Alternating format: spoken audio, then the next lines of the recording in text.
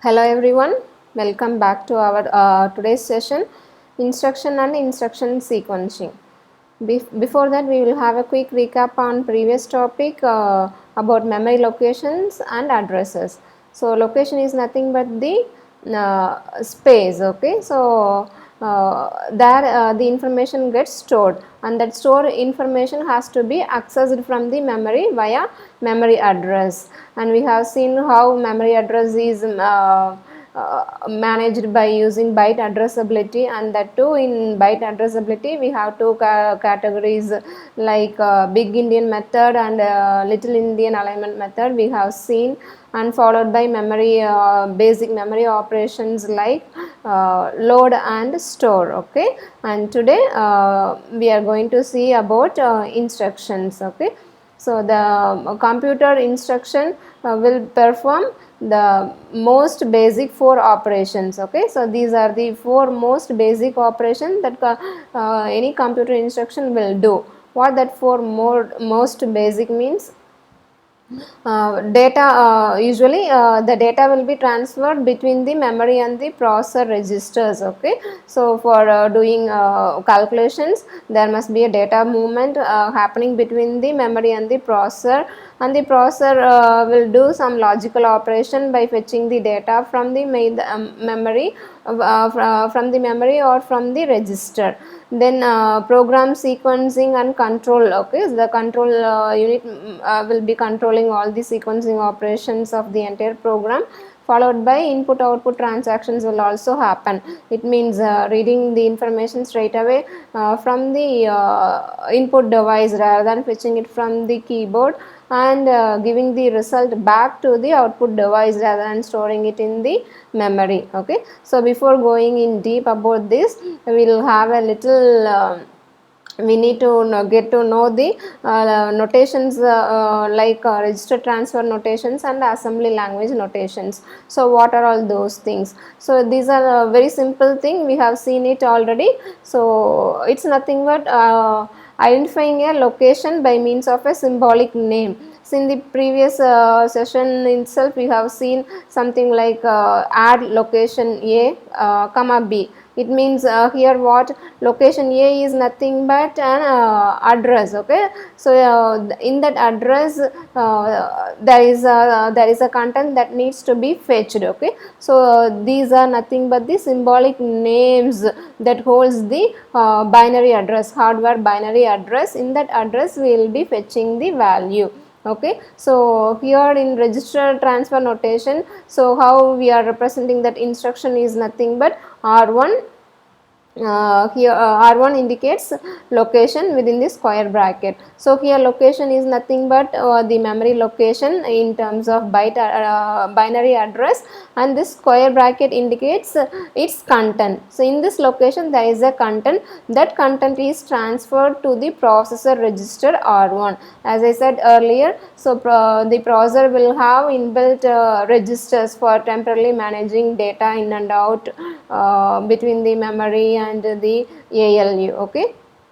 For doing calculations in the ALU it needs data, so those data will be transferred via registers also, okay. So these are the registers are very fast, okay. So usually the processor will range from 8 to 32 registers only, so it won't exceed more than that.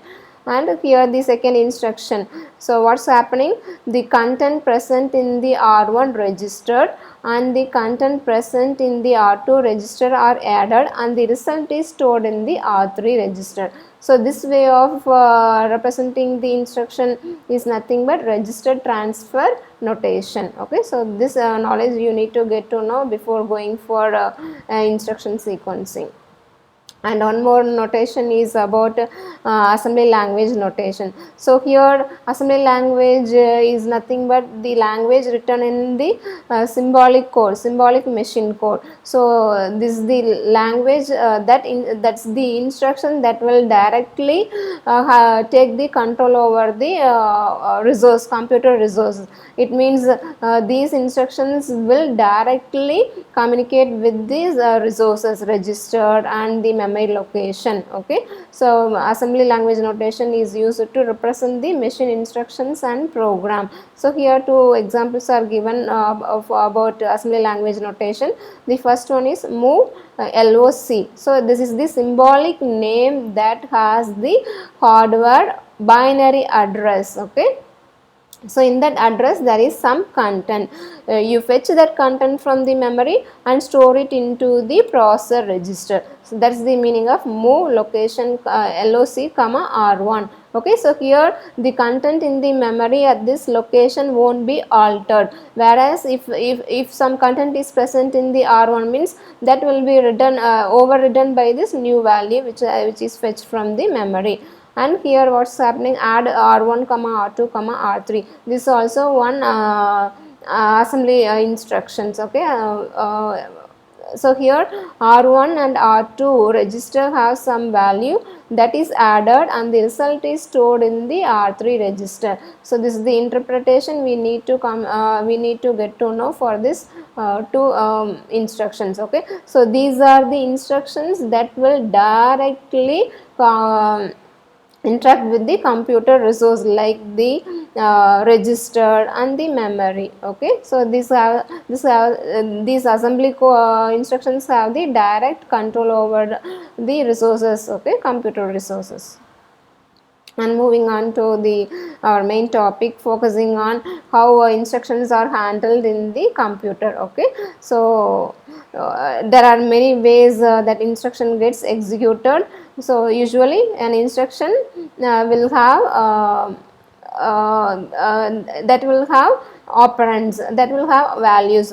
Those values we are saying as an operands. For example, add a comma b. So add is an instruction, a comma b. Usually in high level languages we used to study those are variables, but here in machine instructions we are saying those a and b as operands. Okay, and add is nothing but operation, or you can say as an opcode, that stands for operation code. Okay, so here we have something called as 3 address instruction, 2 address instruction, 1 address instruction, and of course 0 address instruction is also possible. So we are going to see what these things are. Okay, so these are nothing but that instruction. So this is an example for one machine instruction, add R2 R3 R1. So what it is saying is this is the operation. Okay, this is the opcode, addition. Okay, so this is not subtraction or multiplication, this is an addition. So the instruction says add. So what to add?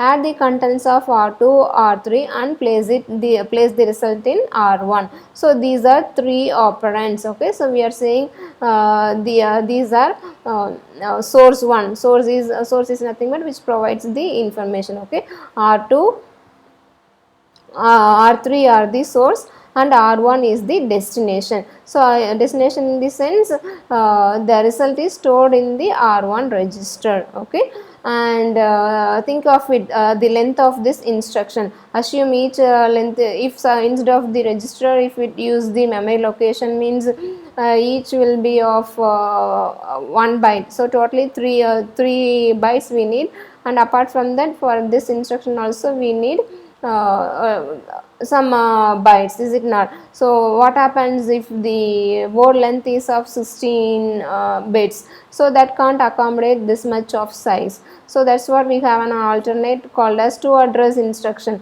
2 address instruction means only it will take 2 operands. 3 address means it will take 3 operands. Okay, that's the meaning. So its format is opcode or operation, source, destination. So here add R2 comma R1. So what does it mean here is, so this nothing but add the content of R1 and R2 and store the result in R1 itself. Whereas in 3 address instruction, what's happening, the result is stored in one more register called as R1, whereas here the R2 R1 added and the result is stored in the R1, whereas R1's previous value will be overwritten here in 2 address instructions. Okay, and there is also possibility of 1 address instruction. It means it will take only 1 operands. Here in this example, add m. So here m is nothing but one symbolic name for hardware binary address. Okay, so in this address there is a content that needs to be fetched, and there is one more register called as accumulator AC, that is an implicit register. So for this one address instruction there comes a special register called as accumulator, so that register will have a value. Okay, so here add m, what it indicates means add the content of accumulator and the content of value in this location and store the result in accumulator itself. That's the meaning. So here load A. It means, so in this address location there is a content, take that content and load it in the accumulator. That's the meaning. So here store A, it means the accumulator content is stored in this location, memory location. Okay, so these are the one address instructions. Okay, so we have the varieties of address instruction based because of we have the word alignment like 16-bit word length, 32-bit word length, something like that. So that's what we have the different formats, and we'll have one example based on that, how and the processor register calculates this operation C equal to A plus B using processor register. Okay, so here A and B are the operands, add it and store it in this C. Okay, so here how what move A comma R1 says is move the content. Okay, so A is an address that has a content, take that content and store it in one processor register Ri. So Ri means it may be R1, R2, R3, anything. Okay, in general we are saying this as Ri, and similarly we also move it to Rj, then add that two registers. These two registers now have the value A and B, and that gets added and stored in the Rj register, and move that result back to the this location, memory location.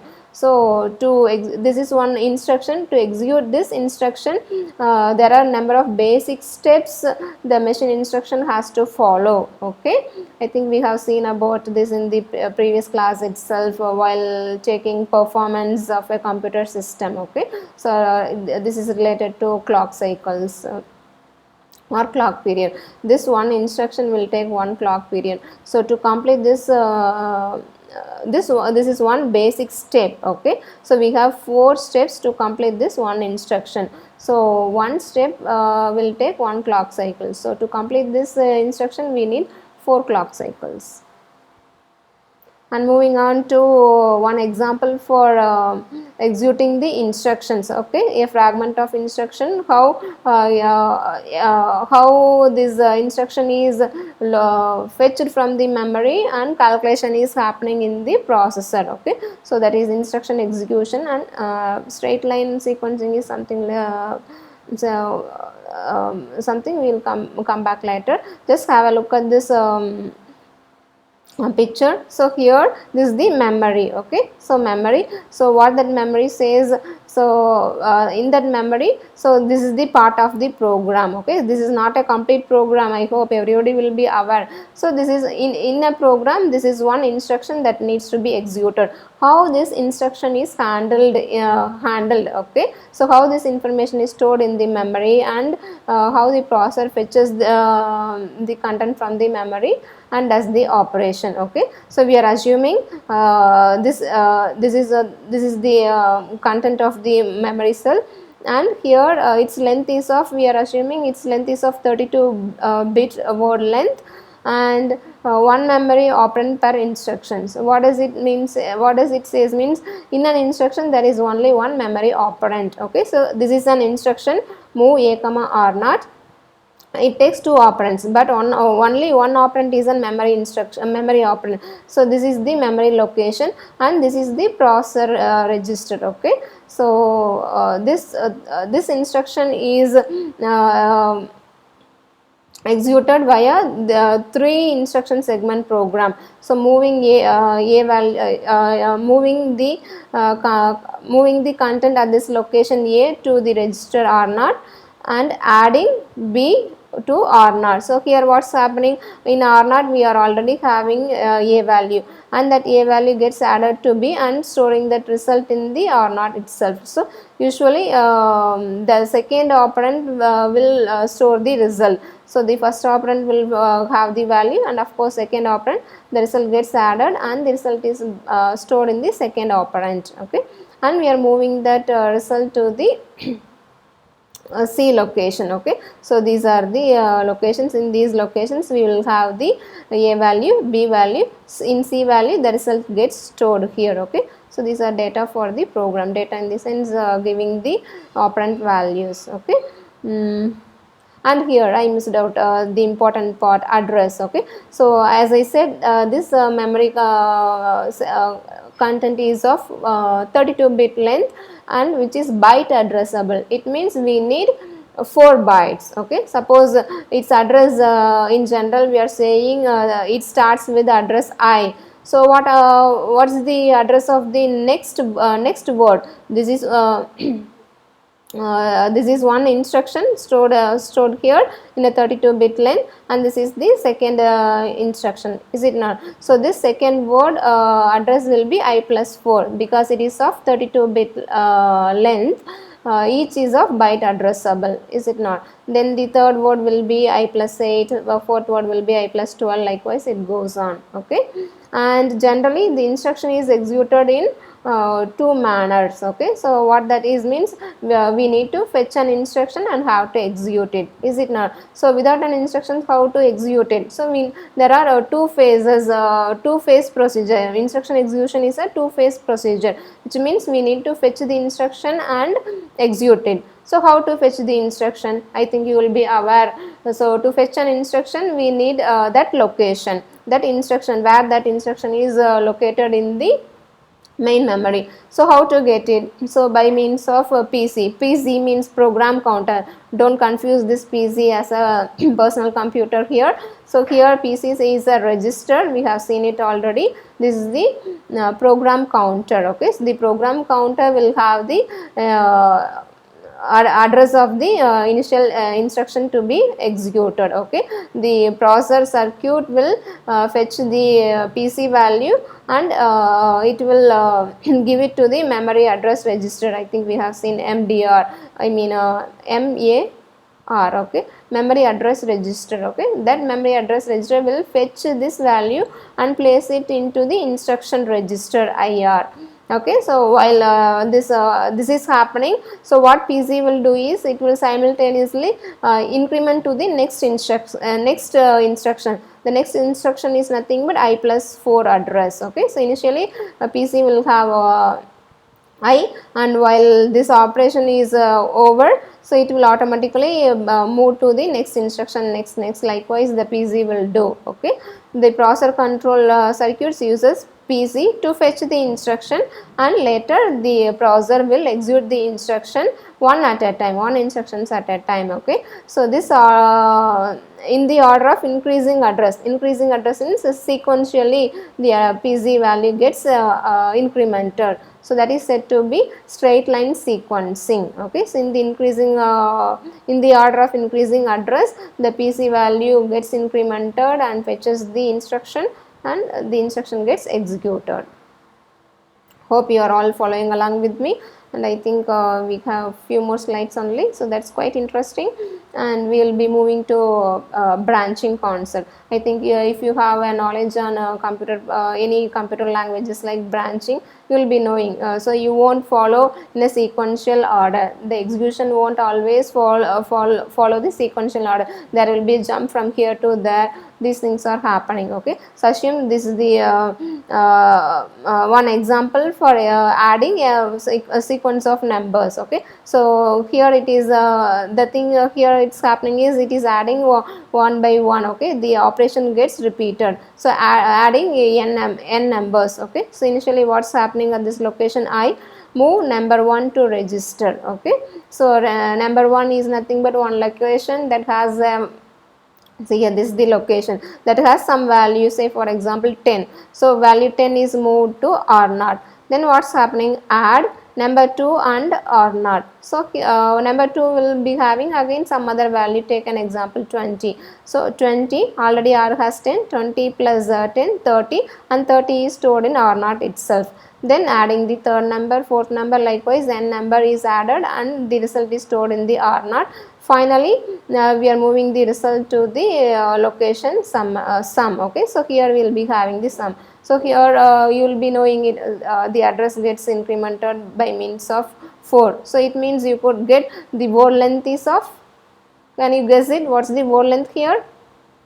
Yeah, you are right. Since address is incremented by 4 bytes, so the word length should be of 32-bit length. Okay, so this is quite the thing we need to notice. This n numbers, okay, this statement is repeated, that we can put it in a loop. Okay, so there comes the concept called as branching. So here the same thing is done by means of looping, so we could reduce the number of steps, is it not? So here move n comma r1. So n is here, it is nothing but the number of values we are going to add. So if we are adding 5 values, so that 5, that value we need to give it, no, so that is given to the r1 register, and you are making r0 to be clear. If some value is stored in r0 means that is cleared for doing calculations. Okay, so here what's happening, determine address of next instruction and add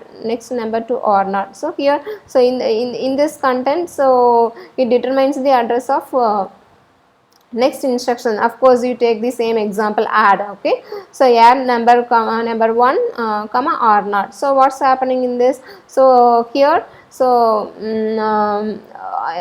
number 1 value is fetched in this location, and the and it is added to the r0. For example, in number 1, if we have 10 means, so we have cleared already r0, so r0 will have value 0 and we are adding it, so we will be getting 10 plus 0 is 10. Okay, then what you are doing, decrement r1. So why we need to decrement, because we are passing only 5 values. In this, 1 value is over and remaining 4 values are there. Okay, so we are decrementing it and checking whether it reaches 0 or not. If not, we keep on repeating it. That is the looping concept. And finally we are storing the result which is in the r0 to the sum. Okay, so this is the concept of branching. No need to repeat the same statements again and again. Instead, put it in the loop, the things gets executed, okay, by checking the condition. Okay, that is the conditional branch. Here condition is checked, okay, whether the register r1 reaches 0 or not. So that's the condition. And finally about condition codes. So what it says is, so usually when a processor completes its operation, so what operation it completes, so that kind of information is stored in the flags. Okay, usually the flags are nothing but some individual bits that will record some information. Okay, so the processor will keep track of information about the results of various operations. So those information will be stored in the individual bits, so that we are seeing as a flag or a condition code flag here. So okay, what that so here, so it's of condition code flag is of one individual bit. Okay, so likewise if we group together those conditional flags, so that is termed as a conditional code register or status register. So a special register where the n number of conditional code flags are grouped together. Okay, so that will keep track of information about the result that was performed by the processor. So if we look into this example, we will get it know clearly what that condition code is. Okay, so 4 commonly used flags is N, Z, V, Z, V, C. So N, or sometimes we could say as S also. Okay, so N is negative. For example, if the processor does some operation and the result turns out to be negative, N value will be set to 1, otherwise 0. And here Z, so Z value, this bit, since it is a bit, it will store either 0 or 1.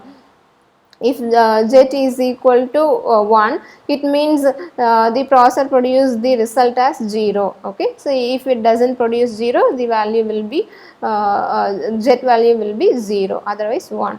And BC, so carry, I think you will be knowing carry bit. If we while doing addition operation, if a carry comes out, so it will the C will be set to 1. Okay, so overflow, so overflow is a change in the sign bit. So I think for this you need to get to knowledge on binary addition, subtraction, 2's complement addition, subtraction. So just recollect it from your previous subject, or I think in this paper you will be studying about digital circuits. You will be coming to know about decimal to binary calculation, hexadecimal, octa. So those number systems are available. So I'll take a quick look on differentiating this overflow and carry flag. Okay, so carry flag, so carry flag is nothing but if we add two numbers, it causes the carry out of the MSB, so most significant bit. So most significant bit will be always placed in the left side. So take this example, we are adding 4 bit binary numbers, 4 ones plus 0 0 0 1. So if we add, what will happen?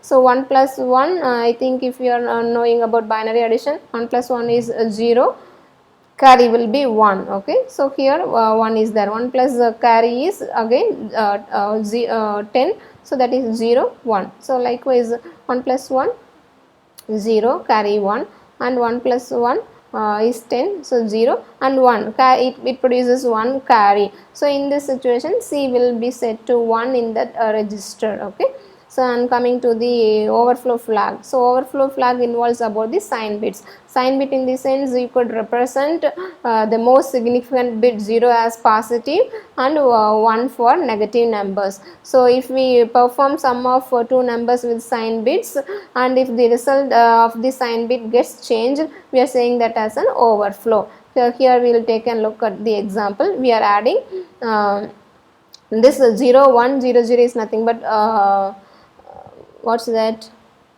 number 4. Okay, so 4 plus 4. Okay, so if we convert it into decimal, 4 plus 4 8. Okay, so the here overflow flag is turned on. So it means I think I made a mistake, so we should not take this most significant bit, because it is a sign bit. 0 indicates positive, 1 indicates negative, so only these three numbers we have to add. Okay, so three bits, so 3 bits will range the value 8. Okay, so 0 to 7 values only it will hold. If we add this 4, okay, 1 0 0 is 4, 1 0 0 is 4, 4 plus 4 8, so it means it overflows because its maximum capacity is 1 1 1. So 3 bit will produce value in the range 0 to 7.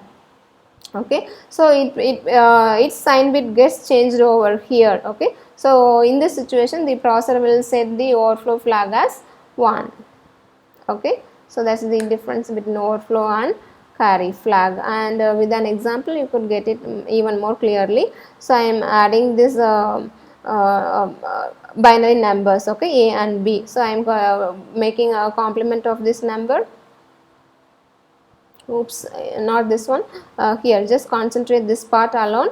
I think here the number is represented in 1 1, 2's complement. Yeah, 2's complement of this number is this one, and you are adding it while performing addition. 0 0 is 0 0, 1 1, 1 plus 0 1, 1 plus 1 10 0, carry 1, then 3 ones is 11 1, and again 3 ones is 11, so 11, and it produces carry 1 also.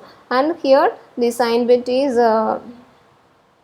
what here sign bit is 1, so 1 is nothing but negative number, 0 means positive, and the result is not completely all zeros. So 0 flag is set to 0, not 1. So if all these bits value is 0 means this will be set to 1. Okay, and we have the this one overflow, there is no overflow, so we are there is no change in the sign bit, so that's what V is equal to 0. Okay, so that's it about today's topic. Hope you all understand and get to know about instruction, various kinds of instruction the computer is performing. Followed by instruction formats, we have seen like 3 address instruction, 2 address, and 1 address, and of course 0 address also is also there, and followed by branching and conditional codes. Okay, so thank you everyone, we will meet you in the next class.